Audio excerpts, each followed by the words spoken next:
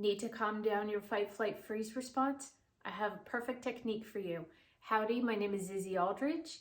I'm going to show you how to do the radiant circuit activation technique. You take a 3-finger notch with your thumb and 2 fingers, and you're going to place it on the middle of your sternum, right where your heart is. Take the other hand, 3-finger notch with your thumb and 2 fingers, and put it on the side of the body, right where the bra line is. This is the spleen 21 point. You're going to hold these 2 points for a minimum of 5 minutes. Then you want to move it to the other side. You can hold it like this, or you can hold it like this. Whatever is most comfortable for you, just do the same amount of time on each side of the body.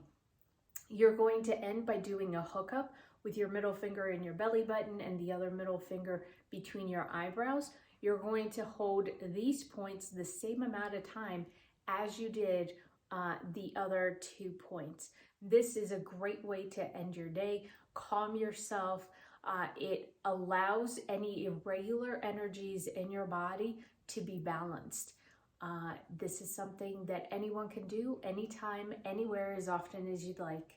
Until next time, keep moving energies. Bye-bye.